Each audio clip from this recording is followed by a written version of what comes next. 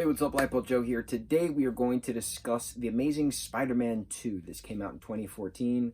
This is the second Andrew Garfield, Emma Stone Spider-Man film. Jamie Foxx plays Electro in this. You got Paul Giamatti, I think that's his name. He plays Rhino very briefly. I forget the kid's name, but he plays Harry Osborn, who then becomes Green Goblin in this Spider-Verse. So this is the only Spider-Man film that was filmed entirely in New York, via the city, the boroughs, Long Island. No other Spider-Man film has been filmed in New York, aside from The Amazing Spider-Man 2. So that's a fun little fact on that part.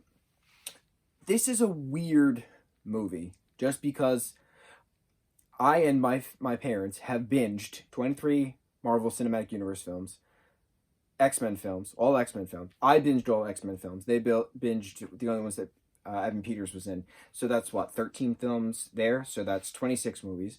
Plus you got 3 Tobey movies. So that's 32. And then you got 2 Andrew movies. So that's 34. So 34 movies.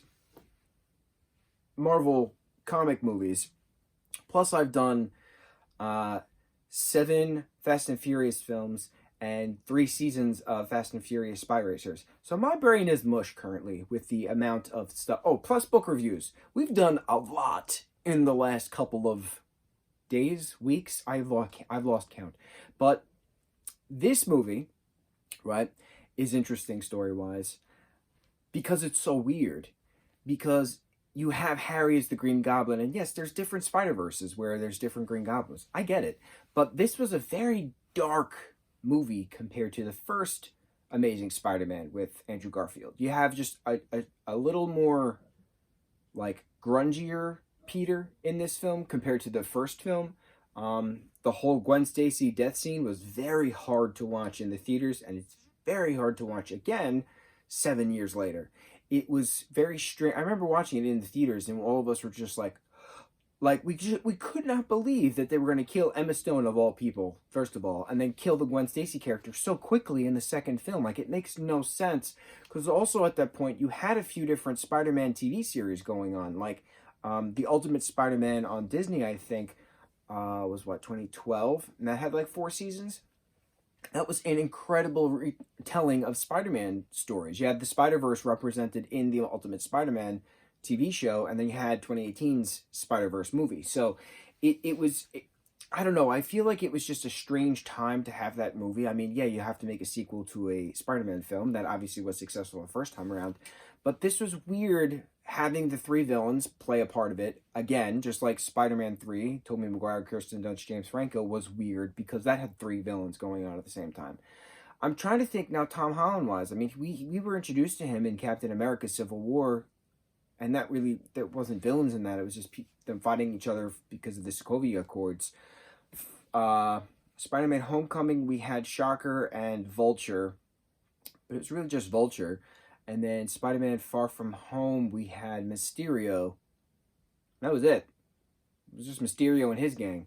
So I'm curious what Spider-Man No Way Home is going to be about. Obviously, the villains of all 3 Spider-Verses are coming together.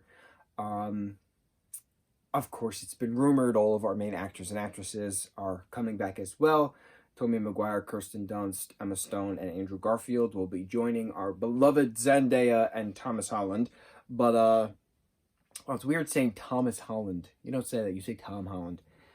I don't know. I just think from binging all of these stories, all of these 37 different stories in multiple universes, and having them overlap each other, this was a weird story that we watch, that we are given in Amazing Spider-Man 2, because there's so much going on. Because aside from the 3 different villains, Peter's still trying to figure out who the hell he is and who the hell his father is. And yes, I like that we get some backstory on his parents and the plane crash and Project Roosevelt. Like, I like that stuff, but that could have been its own movie, you know?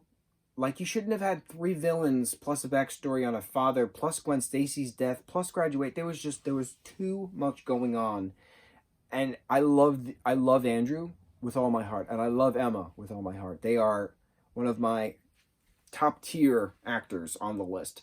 We discuss every time I mention their names how great of an actors of their craft that they are.